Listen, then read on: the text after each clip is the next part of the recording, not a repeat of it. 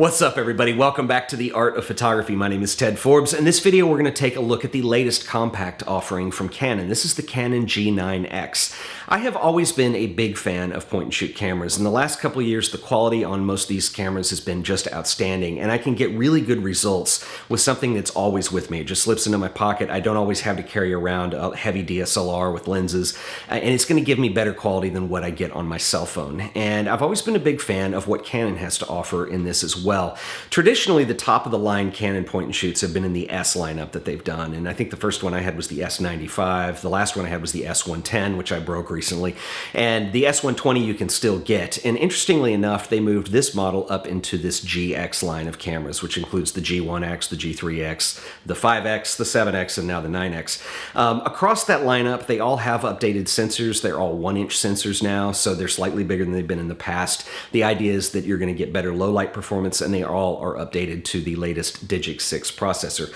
And so I was really excited when Canon announced this, although Canon also have developed a reputation of not giving a lot of innovation into their products lately. I really was excited to see what was going to happen with this.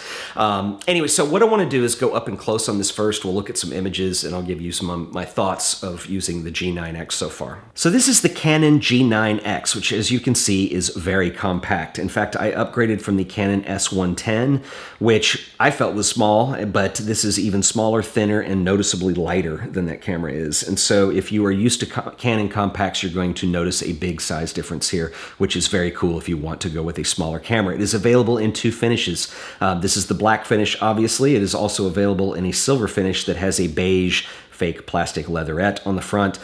Personally, if I'm shooting on a point-and-shoot camera, I want to be as stealth as possible, particularly when I'm doing video work. So for that reason, I just went with the standard black finish. The lens is in 35mm equivalents. It's a 28 to 80mm lens that has an f-stop range of 2.0 to 4.9, which is not exceptional. It's okay. And I would have liked to have seen an improvement there. However, the lens does get good results, but I do want to note that when you start zooming out, it goes to f4 and f4.9 pretty quickly in the focal range. So f2 is really only available on the widest setting, but this will have you covered if you're doing landscape, architecture, interiors, and then if you want to zoom out and do headshots, it's got you covered for most of that, and it does the job.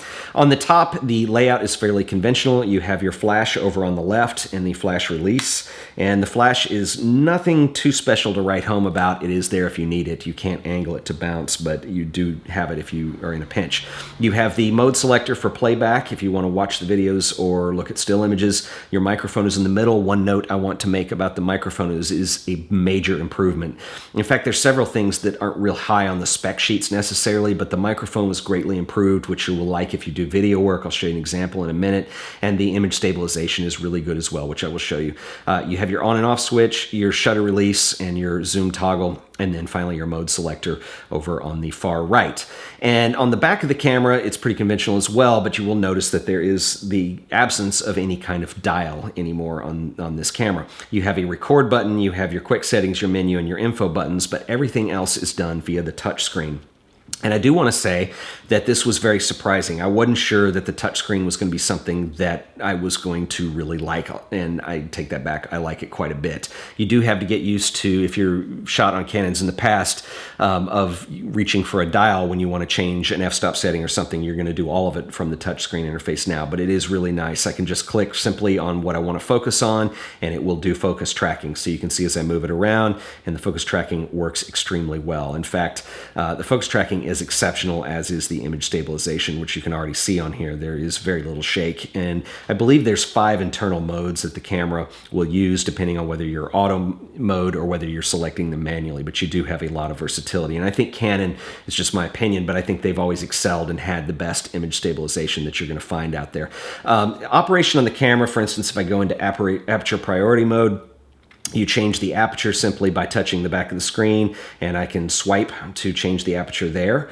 Or the other way of doing it is just to grab the collar on the lens and turn that. And you can also set this for manual focus and things. One thing I don't like is this just feels weird. And if you've shot on Canon compacts, you know exactly what I'm talking about, but they're clicky. And I don't really like the clicky feel personally. I would rather that just be smooth, but that's a Canon thing, and they're all like that. Another feature that I really like on here, and it's always exciting accessible from this back screen is this touch shutter release. And so if I toggle it by touching it over there, and so what this does is when I'm going to touch the screen, it will not only get you in focus, but it will take the picture at the same time. And I really like this feature. I didn't think it would be something I would use, but this is exceptionally useful if you're shooting something that moves quickly, like children or sports or something like that. It really is nice to have both the focus and the shutter release all happen with one touch. I didn't think that that was going to be something that I really liked, but it really is. The only complaints really I have on this camera, there's some really weird manual omissions that are on here. For instance, if I have any of the auto modes selected, like the scene mode or the auto mode, it doesn't let me shoot raw. In fact, if I go there now, I'll show you how this works. We'll move over to the auto mode here. You're going to see that when I go into the menu settings, that as far as the image quality here, it only gives you JPEG options. And not that that's a huge deal, because I really don't shoot in these modes very often, but I think it's a curious omission as to why you couldn't shoot raw in any mode across the board. The other thing I have found a little bit frustrating is when shooting video, you don't have a lot of manual control, and I think that's unfortunate. On my Sony RX100 Mark IV, I have full manual control over everything from shutter speed to aperture to ISO settings. When I'm in video mode, I can control the ISO, but that's about it. You can shoot video from any of the modes, and you can set it up in aperture priority, so if you want it all the way at f2.0, but I have noticed that once you turn the camera on to record, it will readjust. So really the only thing you have is, I'm using the dial in the front to do it, but you have exposure compensation in video mode, which is nice, but if it's super hypercritical situation for performance, this camera will not do what you want it to do. And for that, if you're doing a lot of video, you're probably going to prefer the RX100 Mark IV over this, which I know is a Sony and it's a completely different manufacturer, but I think this is kind of where Canon fall a little bit short. It feels to me like there's just, when you have things that are missing or too much changes between modes, I kind of wonder why. I mean, I realize that they make cameras for everybody from soccer moms all the way down to professional photographers, and they try to make a camera that's going to be appealing to everybody, and I don't know why there's stuff missing. I just think that's slightly strange, but I've been shooting on this camera for about 2 weeks, and the image quality is fantastic. The noise is actually very good at higher ISOs, which is something that is a big upgrade from the S110 that I was previously using. The S110 excelled if you shot it at its lowest ISO setting, but you tended to lose something in terms of contrast and also the introduction of noise at every setting above that. And the G9X performs exceptionally well. You do notice noise when you get above 6400, but the processor handles it well, and images certainly are usable depending on the situation that you're in. So to give you an idea of video performance on this camera, I've switched over to the G9X now, and I'm just hand holding it. And one thing I think Canon has always done well with, and this is my opinion, but I think they have the best image stabilization, particularly for doing video work, that you're going to find. In fact, I believe there are 5 or 6 image stabilization modes in here that you can go in and manually select, but it really does have that covered very well. And I'm hand holding this right now, and of course I'm standing still, but this is particularly nice, not only for video, but also for stills. If you're shooting in really low light with a slow shutter speed, you're shooting macro, or if you're shooting telephoto, there's a lot of factors that come into the image quality and the amount of shape that you're going to have. And I think Canon have always been extremely good at this, and I think the G9X is no exception. The other reason I wanted to actually move over and film with this camera is I want you to notice I have not treated the audio at all, except matched the volume level with the rest of the video. And the microphone on here is greatly improved. If you watch my show often, you know that I moved recently. And one of the biggest challenges that I have right now is being in this new house. I have not really set it up for doing video work in here yet.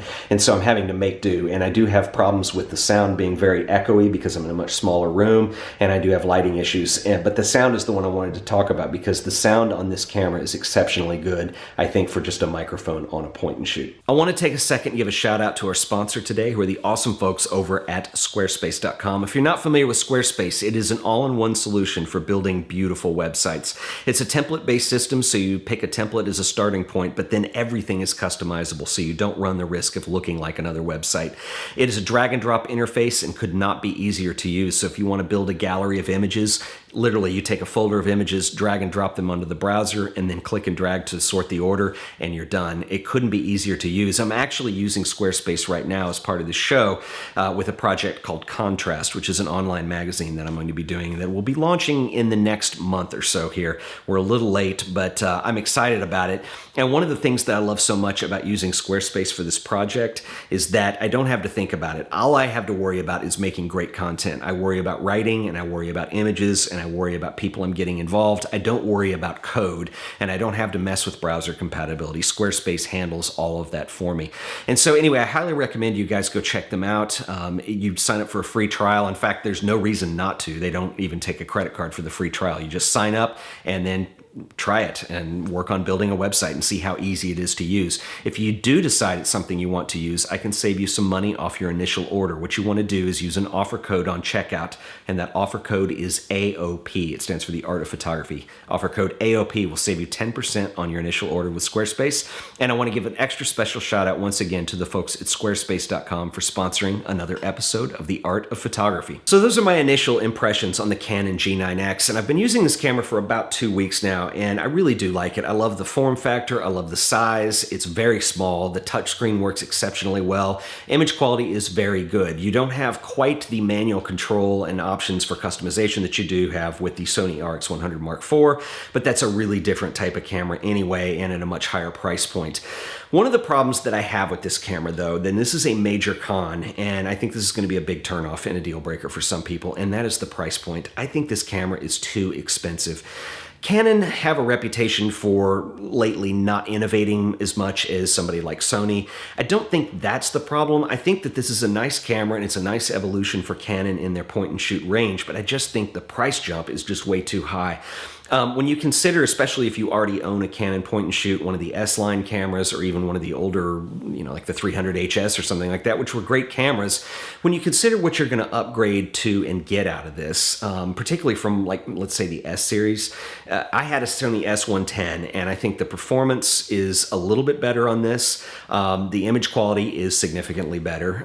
It's updated, but is it more than twice the price better? And that's the problem I have with it. The retail on this camera is $529, I believe. So that means the street price, depending on when or where you get it, is probably going to be between $450 and maybe $500. And I think $500 for this type of point and shoot is just a little high. And I'm not sure what Canon's thinking on that was. Probably putting this model in the GX lineup, along with the G7X and the 5X and all those, probably was some of the thinking behind it. But I just think that the price point is just a little too high.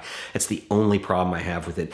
If you don't have a Canon point and shoot and you're interested in this, then it probably is worth the investment to get into. But if you already have something like the S110, I don't know that the upgrade is substantial enough to want to spend the extra money to do it. Anyway, those are my thoughts on it. Other than that, I do like the camera. I just wish Canon could do something about that price. And so it'll be interesting to see what happens. Of course, if they don't sell, the price will drop. But anyway, those are my initial thoughts. And if you have some experience with this camera, I want to hear what you guys have to say as well. So leave your comment below. And until next time, this has been another episode of The Art of Photography. I'll see you guys in the next video. Later.